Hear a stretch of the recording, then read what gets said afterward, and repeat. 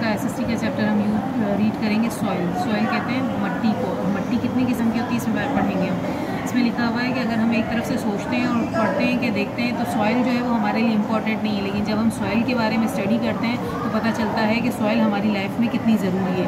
Plants और tree भी जो है वो डिपेंड करते हैं सॉइल पर, एनिमल्स भी ऑल्सो डिपेंड करते हैं, वो सॉइल पर ही डिपेंड करते हैं।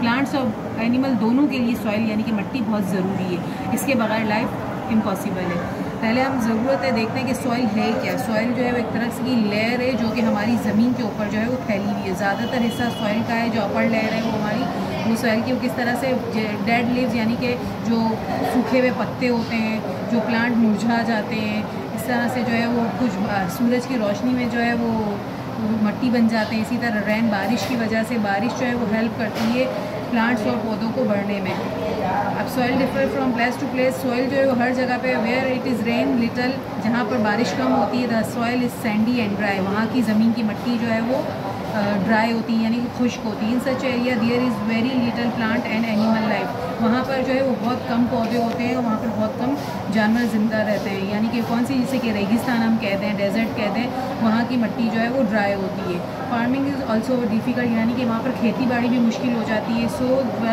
Very few people live there, यानी कि उन हिस्सों में बहुत कम इंसान भी ज़िंदा रहते हैं। In places where it is rain must more of the year, यानी कि वो जगह है जहाँ पर ज़्यादातर बारिशें होती हैं साल में। There are a large number of big small rivers, वहाँ पर बहुत ज़्यादा तादाद में छोटी बड़ी जो है वो नहरें होती हैं। दीज रिवर ब्रिंग, दरिया और नहरें होती हैं। These river bring a lot of fine sand and clay particles from the high mountains, वहाँ पर ज़्यादातर जो है वो मट्टी होती है, नरम मट्टी और चिकनी मिट्टी होती है जो कि पहाड़ों पर भी मौजूद होती है।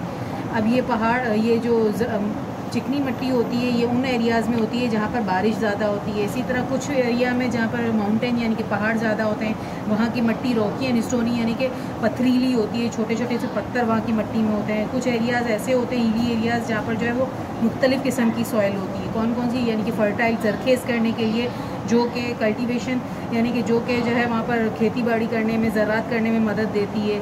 इसी तरह कुछ वहाँ के जो है वो ज़्यादातर जिन इलाकों की मिट्टी फर्टिलाइज होती है, अच्छी होती है, वहाँ पर ज़्यादातर लोग जो है वो क्या क्या ग्रो करते हैं, वीट, मेज़, यानी कि वीट कहते हैं गंदम को, मेज़ कहते हैं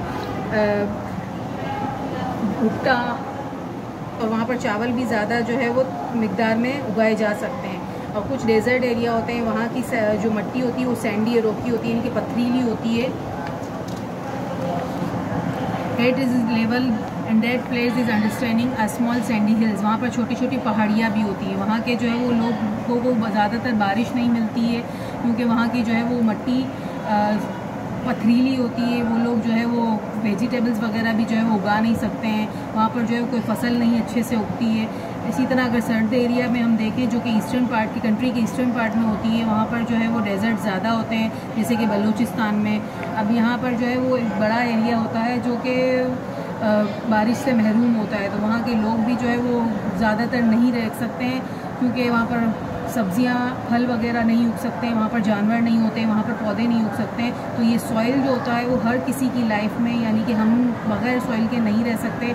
सॉइल है तो हमारे यहाँ प्लांट्स भी हैं, हमारे यहाँ एनिमल्स भी हैं, हम जो है वो इनसे वेजिटेबल्स, फ्रूट्स वगैरह भी ले सकते हैं, दवाइयाँ भी बना सकते हैं अगर प्लांट्स होंगे तो। अगर प्लांट नहीं होंगे तो हमारी ज़िंदगी नामुमकिन।